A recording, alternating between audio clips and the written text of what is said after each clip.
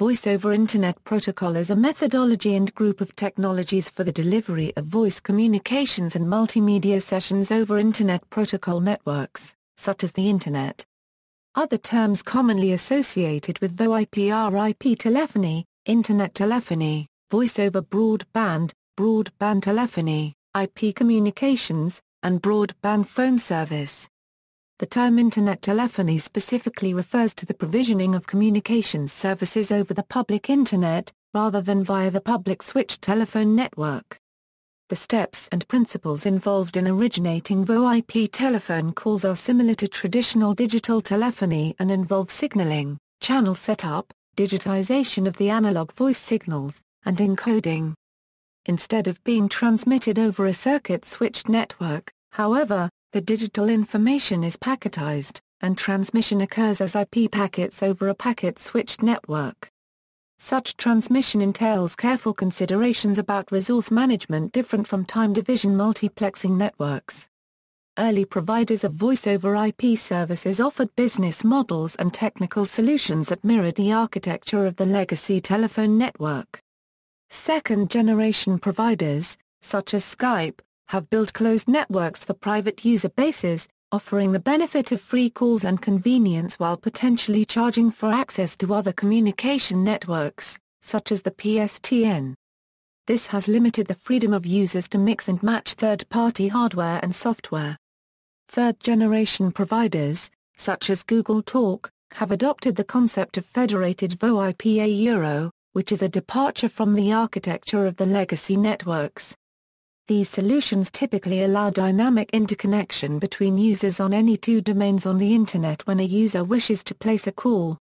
VoIP systems employ session control and signaling protocols to control the signaling, setup, and teardown of calls.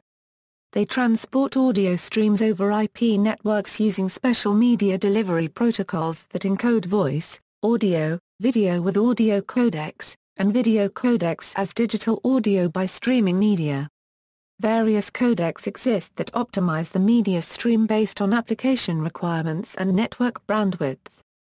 Some implementations rely on narrowband and compressed speech, while others support high-fidelity stereo codecs. Some popular codecs include I1/4 law and A-law versions of G711, G722, which is a high-fidelity codec marketed as HD Voice by Polycom, a popular open-source voice codec known as ILBC, a codec that only uses 8 kbits each way called G729, and many others. VoIP is available on many smartphones, personal computers, and on Internet access devices. Calls and SMS text messages may be sent over 3G or Wi-Fi. Pronunciation. The acronym VoIP has been pronounced variably since the inception of the term. Apart from spelling out the acronym letter by letter, there are 3 likely possible pronunciations, and have been used, but generally, the single syllable may be the most common within the industry. Protocols. Voice over IP had been implemented in various ways using both proprietary protocols and protocols based on open standards.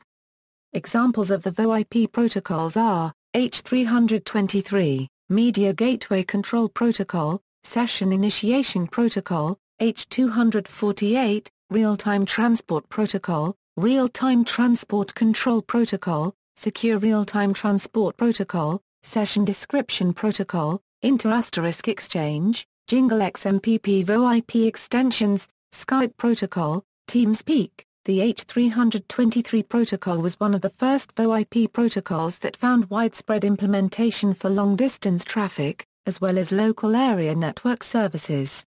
However, since the development of newer, less complex protocols such as MGCP and SIP, H323 deployments are increasingly limited to carrying existing long-haul network traffic. In particular, the Session Initiation Protocol has gained widespread VoIP market penetration. These protocols can be used by special-purpose software, such as Jitsi, or integrated into a web page, like Google Talk. Adoption, consumer market. A major development that started in 2004 was the introduction of mass-market VoIP services that utilize existing broadband Internet access, by which subscribers place and receive telephone calls in much the same manner as they would via the public switched telephone network.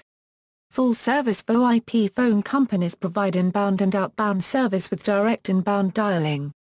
Many offer unlimited domestic calling for a flat monthly subscription fee. This sometimes includes international calls to certain countries. Phone calls between subscribers of the same provider are usually free when flat-fee service is not available. A VoIP phone is necessary to connect to a VoIP service provider. This can be implemented in several ways. Dedicated VoIP phones connect directly to the IP network using technologies such as wired Ethernet or Wi-Fi. They are typically designed in the style of traditional digital business telephones. An analog telephone adapter is a device that connects to the network and implements the electronics and firmware to operate a conventional analog telephone attached through a modular phone jack. Some residential Internet gateways and cable modems have this function built in. A softphone is application software installed on a networked computer that is equipped with a microphone and speaker, or headset. The application typically presents a dial pad and display field to the user to operate the application by mouse clicks or keyboard input.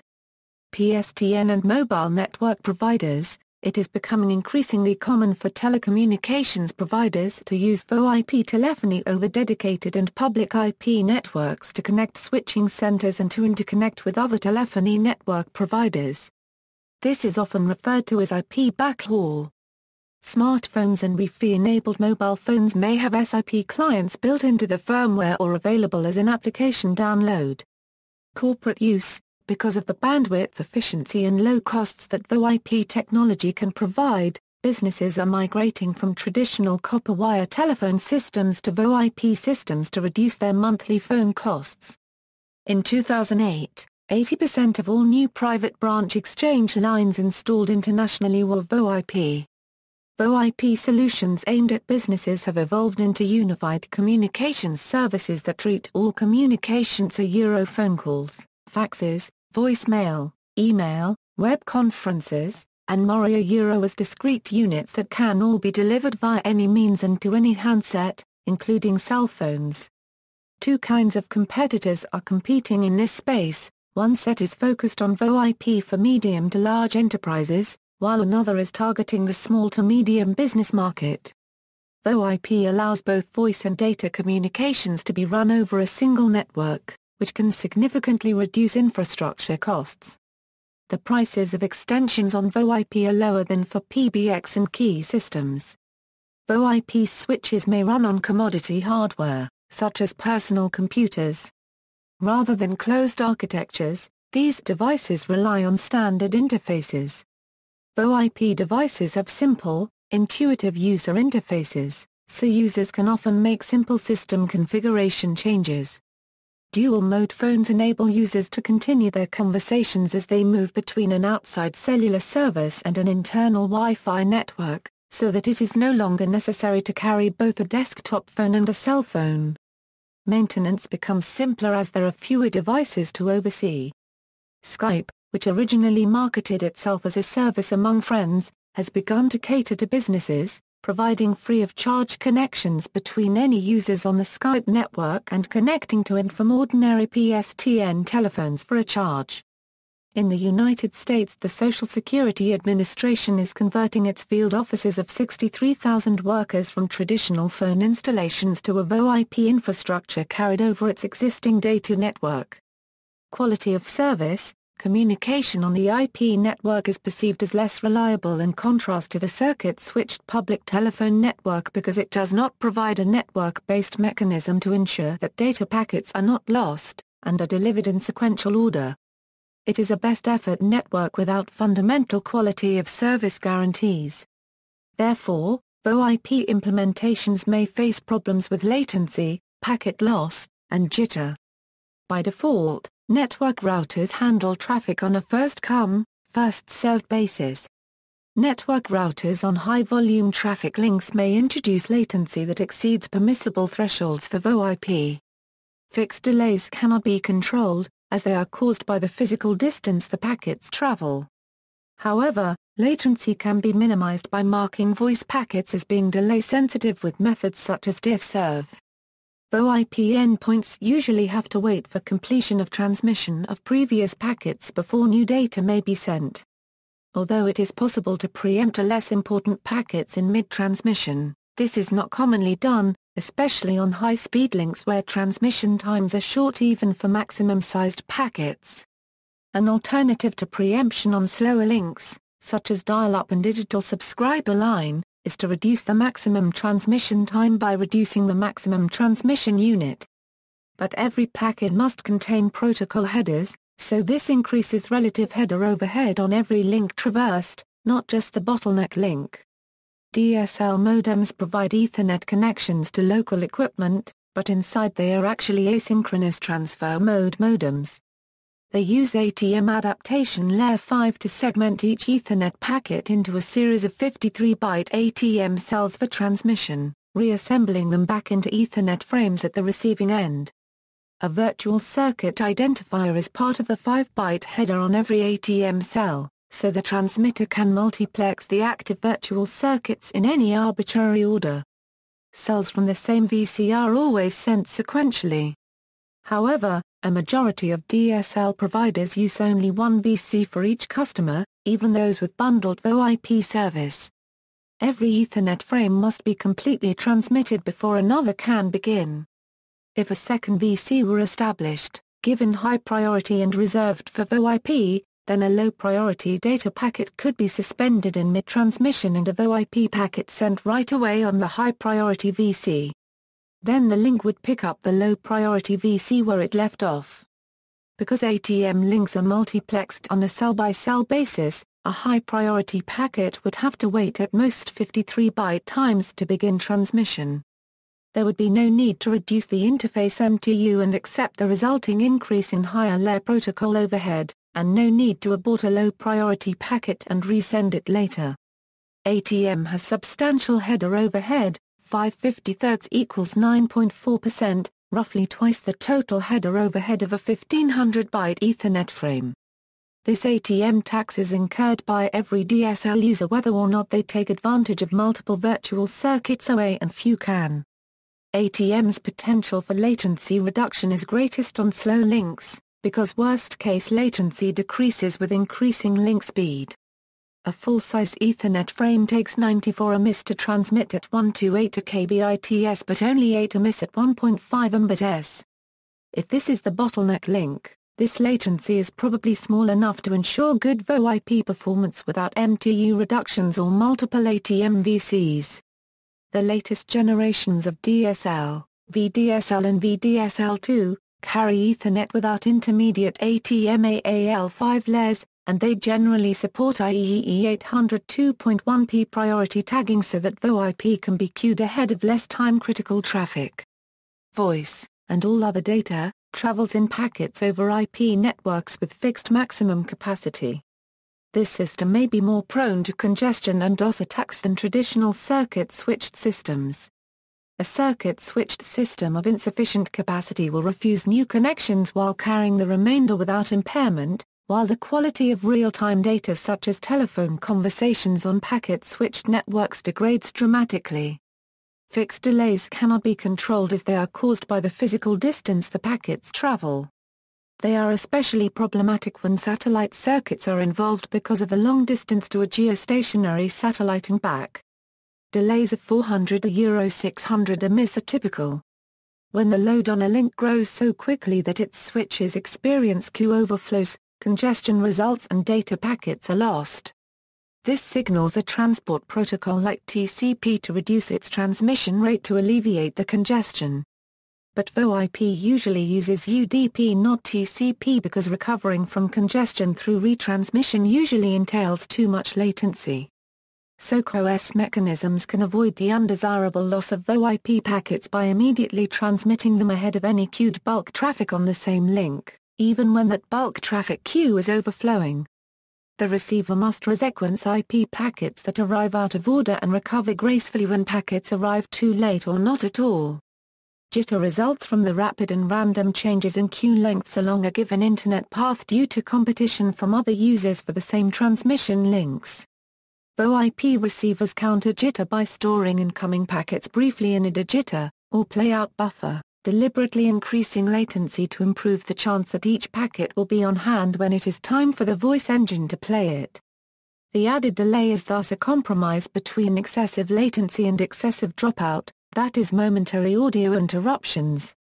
Although jitter is a random variable, it is the sum of several other random variables that are at least somewhat independent, the individual queuing delays of the routers along the Internet path in question. Thus, according to the central limit theorem, we can model jitter as a Gaussian random variable. This suggests continually estimating the mean delay and its standard deviation and setting the playout delay so that only packets delayed more than several standard deviations above the mean will arrive too late to be useful. In practice, however, the variance in latency of many Internet paths is dominated by a small number of relatively slow and congested bottleneck links. Most Internet backbone links are now so fast that their delays are dominated by the transmission medium, and the routers driving them do not have enough buffering for queuing delays to be significant. It has been suggested to rely on the packetized nature of media in VoIP communications and transmit the stream of packets from the source phone to the destination phone simultaneously across different routes. In such a way, temporary failures have less impact on the communication quality. In capillary routing, it has been suggested to use at the packet level fountain codes or particularly Raptor codes for transmitting extra redundant packets, making the communication more reliable. A number of protocols have been defined to support the reporting of quality of service and quality of experience for VoIP calls. These include RTCP Extended Report, SIP RTCP Summary Reports, H460.9 Annex B, H248.30 and MGCP extensions. The RFCA 3611 VoIP metrics block is generated by an IP phone or gateway during a live call and contains information on packet loss rate, packet discard rate, packet loss discard burst metrics, network delay, end system delay, signal/noise/echo level, mean opinion scores, and other factors and configuration information related to the jitter buffer. RFCA 3611 VoIP metrics reports are exchanged between IP endpoints on an occasional basis during a call, and an end-of-call message sent via SIP RTCP summary report or one of the other signaling protocol extensions. RFCA 3611 VoIP metrics reports are intended to support real-time feedback related to CoS problems, the exchange of information between the endpoints for improved call quality calculation, and a variety of other applications. Rural areas in particular are greatly hindered in their ability to choose a VoIP system over PBX. This is generally down to the poor access to superfast broadband in rural country areas. With the release of 4G data, there is a potential for corporate users based outside of populated areas to switch their internet connection to 4G data, which is comparatively as fast as a regular super-fast broadband connection. This greatly enhances the overall quality and user experience of a VoIP system in these areas. This method was already trialed in rural Germany, surpassing all expectations. Layer 2, a number of protocols that deal with the data link layer and physical layer include quality of service mechanisms that can be used to ensure that applications like VoIP work well even in congested scenarios. Some examples include, IEEE 802.11e is an approved amendment to the IEEE 802.11 standard that defines a set of quality of service enhancements for wireless LAN applications through modifications to the media access control layer.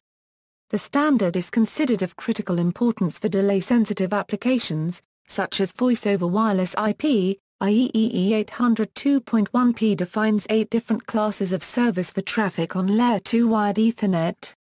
The ITU-TGHN standard, which provides a way to create a high-speed local area network, LAN, using existing home wiring. GHN provides CoS by means of contention-free transmission opportunities, which are allocated to flows which require CoS and which have negotiated a contract with the network controllers. PSTN integration, The Media VoIP gateway connects the digital media stream, so as to complete creating the path for voice as well as data media. It includes the interface for connecting the standard PSTN networks with the ATM and inter-protocol networks. The Ethernet interfaces are also included in the modern systems, which are specially designed to link calls that are passed via the VoIP. E164 is a global VoIP numbering standard for both the PSTN and PLMN. Most VoIP implementations support E164 to allow calls to be routed to and from VoIP subscribers and the PSTN PLMN. VoIP implementations can also allow other identification techniques to be used. For example, Skype allows subscribers to choose Skype names, whereas SIP implementations can use URIs similar to email addresses. Often VoIP implementations employ methods of translating non-E164 identifiers to E164 numbers and vice versa, such as the Skype in service provided by Skype and the ENUM service in IMS and SIP. Echo can also be an issue for PSTN integration. Common causes of echo include impedance mismatches in analog circuitry and acoustic coupling of the transmit and receive signal at the receiving end. Number portability, local number portability and mobile number portability also impact VoIP business. In November 2007, the Federal Communications Commission in the United States released an order extending number portability obligations to interconnected VoIP providers and carriers that support VoIP providers. Number portability is a service that allows a subscriber to select a new telephone carrier without requiring a new number to be issued.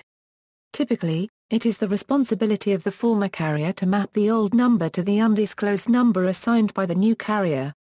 This is achieved by maintaining a database of numbers. A dialed number is initially received by the original carrier and quickly rerouted to the new carrier. Multiple porting references must be maintained even if the subscriber returns to the original carrier. The FCC mandates carrier compliance with these consumer protection stipulations. A voice call originating in the VoIP environment also faces challenges to reach its destination if the number is routed to a mobile phone number on a traditional mobile carrier. VoIP has been identified in the past as a least-cost routing system, which is based on checking the destination of each telephone call as it is made, and then sending the call via the network that will cost the customer the least. This rating is subject to some debate given the complexity of call routing created by number portability. With GSM number portability now in place, LCR providers can no longer rely on using the network route prefix to determine how to route a call. Instead, they must now determine the actual network of every number before routing the call. Therefore, VoIP solutions also need to handle MNP when routing a voice call. In countries without a central database, like the UK, it might be necessary to query the GSM network about which home network a mobile phone number belongs to. As the popularity of VoIP increases in the enterprise markets because of least-cost routing options, it needs to provide a certain level of reliability when handling calls. MNP checks are important to assure that this quality of service is met. Handling MNP lookups before routing a call provides some assurance that the voice call will actually work. Emergency calls. A telephone connected to a landline has a direct relationship between a telephone number and a physical location, which is maintained by the telephone company and available to emergency responders via the National Emergency Response Service centers in form of emergency subscriber lists. When an emergency call is received by a center, the location is automatically determined from its databases and displayed on the operator console. In IP telephony, no such direct link between location and communications endpoint exists. Even a provider having hardware infrastructure, such as a DSL provider, may only know the approximate location of the device, based on the IP address allocated to the network router and the known service address. However, some ISPs do not track the automatic assignment of IP addresses to customer equipment. IP communication provides for device mobility. For example, a residential broadband connection may be used as a link to a virtual private network of a corporate entity, in which case the IP address being used for customer communications may belong to the enterprise, not being the network address of the residential ISP. Such off-premise extensions may appear as part of an upstream IP PBX. On mobile devices, for example, a 3G handset or USB wireless broadband adapter, the IP address has no relationship with any physical location known to the telephony service provider, since a mobile user could be anywhere in a region with network coverage, even roaming via another cellular company. At the VoIP level, a phone or gateway may identify itself with a session initiation protocol registrar by its account credentials. In such cases, the Internet telephony service provider only knows that a particular user's equipment is active. Service providers often provide emergency response services by agreement with the user who registers a physical location and agrees that emergency services are only provided to that address if an emergency number is called from the IP device. Such emergency services are provided by VoIP vendors in the United States by a system called Enhanced 911, based on the Wireless Communications and Public Safety Act of 1999. The VoIP E911 emergency calling system associates a physical address with a calling party's telephone number. All VoIP providers that provide access to the public switched telephone network are required to implement E911, a service for which the subscriber may be charged. However, end customer participation in E911 is not mandatory and customers may opt out of the service. The VoIP E911 system is based on a static table lookup. Unlike in cellular phones, where the location of an E911 call can be traced using assisted GPS or other methods, the VoIP E911 information is only accurate so long as subscribers, who have the legal responsibility, are diligent in keeping their emergency address information current. Fax support. Support for fax has been problematic in many VoIP implementations, as most voice digitization and compression codecs are optimized for the representation of the human voice and the proper timing of the modem's signals cannot be guaranteed in a packet-based, connection-less network. An alternative IP-based solution for delivering fax over IP called T38 is available. Sending faxes using VoIP is sometimes referred to as FOIP, or fax over IP. The T38 protocol is designed to compensate for the differences between traditional packet-less communications over analog lines and packet-based transmissions which are the basis for IP communications. The fax machine could be a traditional fax machine connected to the PSTN, or an ATA box. It could be a fax machine with an RJ45 connector plugged straight into an IP network, or it could be a computer pretending to be a fax machine. Originally, T38 was designed to use UDP and TCP transmission methods across an IP network. TCP is better suited for use between two IP devices. However, older fax machines, connected to an analog system, benefit from UDP near real-time characteristics due to the no-recovery rule, when a UDP packet is lost or an error occurs during transmission. UDP transmissions are preferred as they do not require testing for dropped packets and as such since each T38 packet transmission includes a majority of the data sent in the prior packet, a T38 termination point has a higher degree of success in reassembling the fax transmission back into its original form for interpretation by the end device. This in an attempt to overcome the obstacles of simulating real-time transmissions using packet-based protocol. There have been updated versions of T30 to resolve the fax over IP issues, which is the core fax protocol.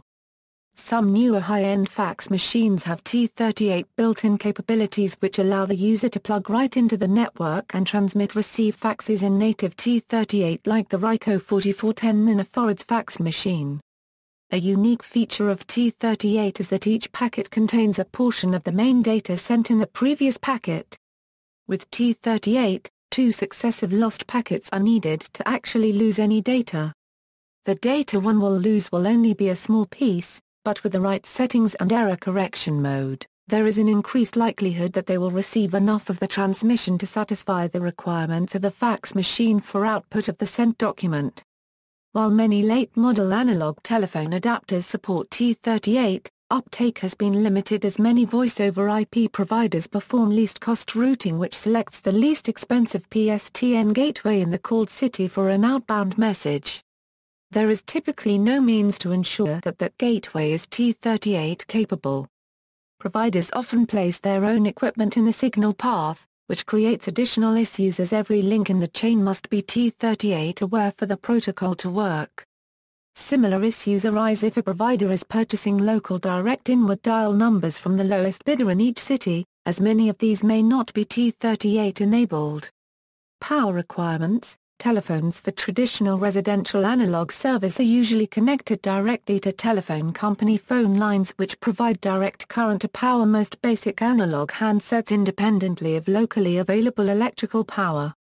IP phones and VoIP telephone adapters connect to routers or cable modems, which typically depend on the availability of mains electricity or locally generated power. Some VoIP service providers use customer premises equipment with battery-backed power supplies to assure uninterrupted service for up to several hours in case of local power failures. Such battery-backed devices typically are designed for use with analog handsets. Some VoIP service providers implement services to route calls to other telephone services of the subscriber, such as cellular phone, in the event that the customer's network device is inaccessible to terminate the call. The susceptibility of phone service to power failures is a common problem even with traditional analog service in areas where many customers purchase modern telephone units that operate with wireless handsets to a base station, or that have other modern phone features, such as built-in voicemail or phone book features. Redundancy. The historical separation of IP networks and the PSTN provided redundancy when no portion of a call was routed over IP network. An IP network outage would not necessarily mean that a voice communication outage would occur simultaneously, allowing phone calls to be made during IP network outages.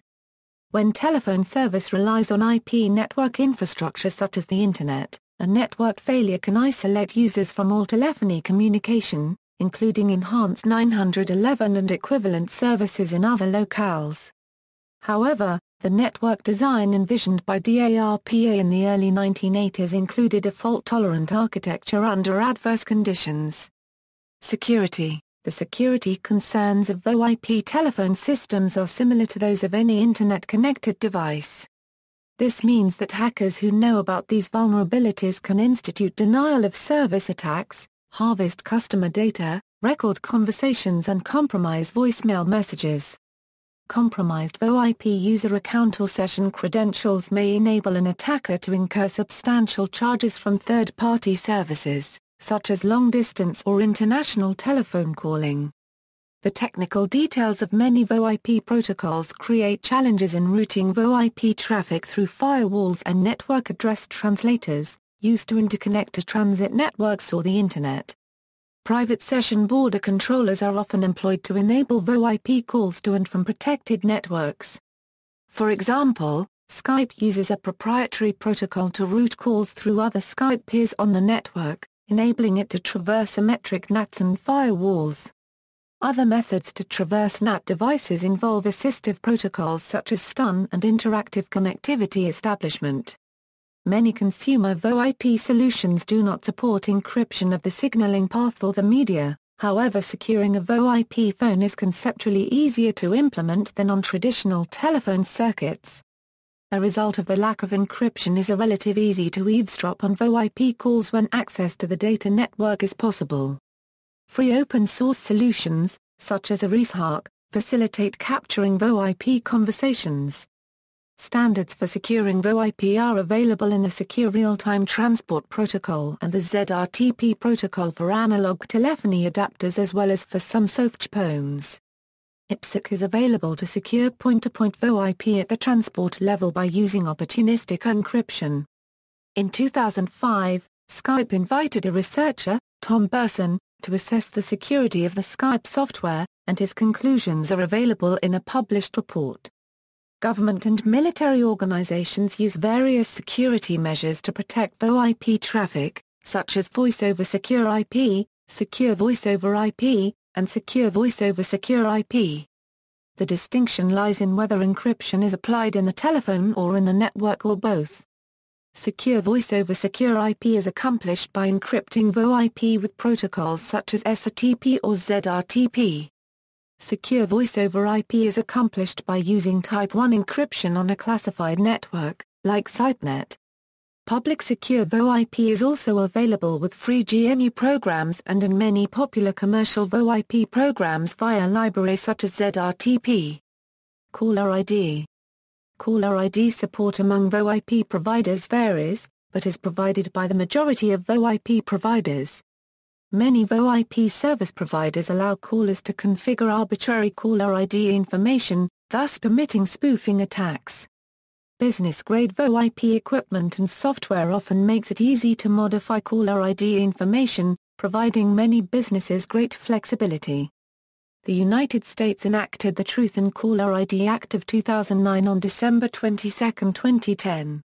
This law makes it a crime to knowingly transmit misleading or inaccurate caller identification information with the intent to defraud, cause harm, or wrongfully obtain anything of value. Rules implementing the law were adopted by the Federal Communications Commission on June 20, 2011. Compatibility with traditional analog telephone sets. Most analog telephone adapters do not decode dial pulses generated by older telephones, supporting only touch tone. Pulse-to-tone converters are commercially available. A user reports that a few specific ATA models recognize pulse dial directly, but are poorly documented and provide no assurance that newer models in the same series will retain this compatibility.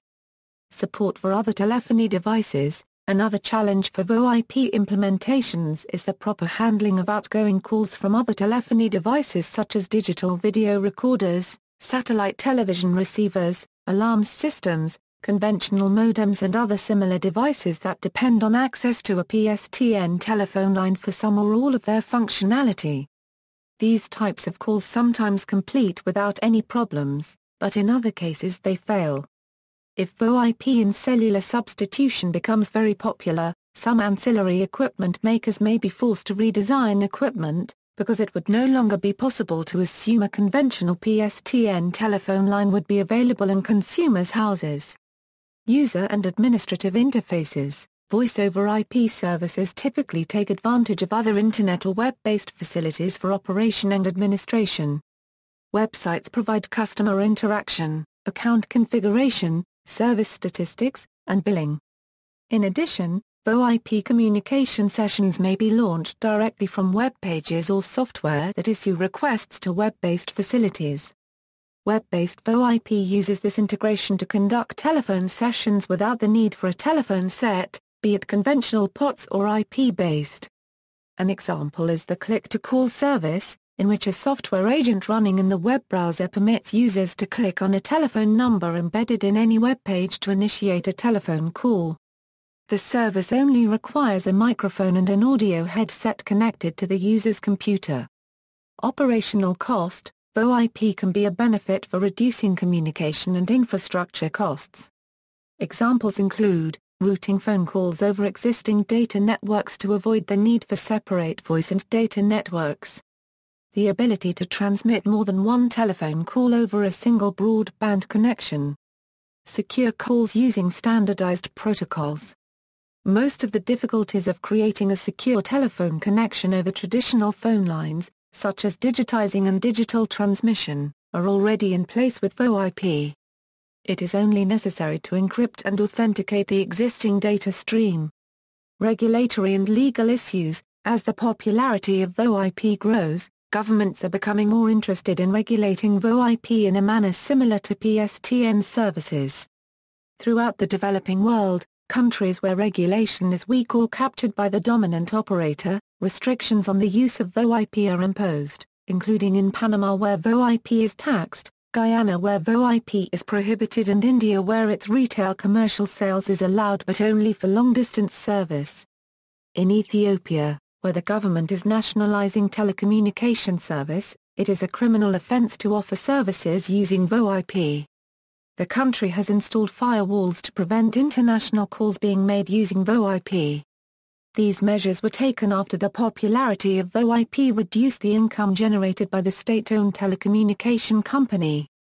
European Union. In the European Union, the treatment of VoIP service providers is a decision for each national telecommunications regulator, which must use competition law to define relevant national markets and then determine whether any service provider on those national markets has significant market power.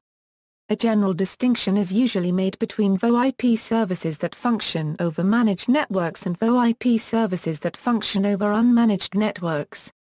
The relevant EU directive is not clearly drafted concerning obligations which can exist independently of market power, and it is impossible to say definitively whether VoIP service providers of either type are bound by them. A review of the EU directive is underway and should be complete by 2007. India. In India, it is legal to use VoIP, but it is illegal to have VoIP gateways inside India. This effectively means that people who have PCs can use them to make a VoIP call to any number, but if the remote site is a normal phone, the gateway that converts the VoIP call to a POTS call is not permitted by law to be inside India. In the interest of the access service providers and international long-distance operators, the Internet telephony was permitted to the ISP with restrictions. Internet telephony is considered to be different service in its scope, nature and kind from real-time voice as offered by other access service providers and long-distance carriers. Hence the following type of Internet telephony are permitted in India: A. PC to PC. Within or outside India. B. PC/a device/adapter conforming to standard of any international agencies like ITU or IETF etc. in India to PSTN/PLMN abroad. C. Any device/adapter conforming to standards of international agencies like ITU, IETF etc. connected to ISP node with static IP address to similar device/adapter. Within or outside India. D. Except whatever is described in condition above, no other form of Internet telephony is permitted. E. In India no separate numbering scheme is provided to the Internet telephony. Presently the 10-digit numbering allocation based on E164 is permitted to the fixed telephony, GSM, CDMA wireless service. For Internet telephony the numbering scheme shall only conform to IP addressing scheme of Internet Assigned Numbers Authority. Translation of E164 number/private number to IP address allotted to any device and vice versa, by ISP to show compliance with IANA numbering scheme is not permitted. F. The Internet service licensee is not permitted to have PSTN/PLMN connectivity. Voice communication to and from a telephone connected to PSTN/PLMN and following E164 numbering is prohibited in India. Middle East. In the UAE and Oman it is illegal to use any form of VoIP, to the extent that websites of Gizmo 5 are blocked. Providing or using VoIP services is illegal in Oman. Those who violate the law stand to be fined 50,000 Omani Riyal or spend 2 years in jail or both. In 2009, police in Oman have raided 121 internet cafes throughout the country and arrested 212 people for providing VoIP services. South Korea. In South Korea, only providers registered with the government are authorized to offer VoIP services. Unlike many VoIP providers, most of whom offer flat rates, Korean VoIP services are generally metered and charged at rates similar to terrestrial calling. Foreign VoIP providers encounter high barriers to government registration. This issue came to a head in 2006 when Internet service providers providing personal Internet services by contract to United States Forces Korea members residing on USFK bases threatened to block off access to VoIP services used by USFK members as an economical way to keep in contact with their families in the United States, on the grounds that the service members' VoIP providers were not registered. A compromise was reached between USFK and Korean telecommunications officials in January 2007, wherein USFK service members arriving in Korea before June 1, 2007, and subscribing to the ISP services provided on base may continue to use their US-based VoIP subscription, but later arrivals must use a Korean-based VoIP provider, which by contract will offer pricing similar to the flat rates offered by U.S. VoIP providers. United States. In the United States, the Federal Communications Commission requires all interconnected VoIP service providers to comply with requirements comparable to those for traditional telecommunications service providers. VoIP operators in the U.S. are required to support local number portability, make service accessible to people with disabilities, pay regulatory fees, universal service contributions, and other mandated payments, and enable law enforcement authorities to conduct surveillance pursuant to the Communications Assistance for Law Enforcement Act. Interconnected VoIP operators also must provide enhanced 911 service, disclose any limitations on their E911 functionality to their consumers, and obtain affirmative acknowledgements of these disclosures from all consumers. VoIP operators also receive the benefit of certain U.S. telecommunications regulations, including an entitlement to interconnection and exchange of traffic with incumbent local exchange carriers via wholesale carriers. Providers of nomadic VoIP service those who are unable to determine the location of their users are exempt from state telecommunications regulation. Another legal issue that the U.S. Congress is debating concerns changes to the Foreign Intelligence Surveillance Act. The issue in question is calls between Americans and foreigners. The National Security Agency is not authorized to tap Americans' conversations without a warrant but the Internet, and specifically VoIP, does not draw as clear a line to the location of a caller or a call's recipient as the traditional phone system does. As VoIP's low cost and flexibility convinces more and more organizations to adopt the technology, the surveillance for law enforcement agencies becomes more difficult. VoIP technology has also increased security concerns because VoIP and similar technologies have made it more difficult for the government to determine where a target is physically located when communications are being intercepted, and that creates a whole set of new legal challenges. Historical milestones. 1973, Network Voice Protocol developed by Danny Cohen and others to carry real-time voice over ARPANET. 1974, the Institute of Electrical and Electronic Engineers published a paper titled A Protocol for Packet Network Interconnection. 1974, Network Voice Protocol first tested over ARPANET in August 1974, carrying 16 kcvsd encoded voice. First implementation of voice over IP. 1977, Danny Cohen, Vint Cerf, John Postel agreed to separate IP from TCP, and create UDP for carrying real-time traffic. 1981, IPv4 is described in RFC 791. 1985, the National Science Foundation commissions the creation of NSFNET. 1986, proposals from various standards organizations for voice over ATM, in addition to commercial packet voice products from companies such as Stratacom. 1991, first voice over IP application, Speak Freely, released as public domain. Originally written by John Walker and further developed by Brian C. Wiles. 1992, voice over frame relay standards development within Frame Relay Forum. 1994, MTALK, a freeware VoIP application for Linux. 1995, Vocaltech releases the first commercial Internet phone software. Beginning in 1995, Intel, Microsoft and Redvision initiated standardization activities for VoIP communications system. 1996, ITU-T begins development of standards for the transmission and signaling of voice communications over Internet protocol networks with the H323 standard. U.S. telecommunication companies petition the U.S. Congress to ban Internet phone technology. 1997, Level 3 began development of its first soft switch, a term they coined in 1998. 1999, the Session Initiation Protocol Specification RFC 2543 is released. Mark Spencer of Digium develops the first open-source private branch exchange software. 2004, commercial VoIP service providers proliferate. See also. References. External links. The dictionary definition of VoIP at Wiktionary.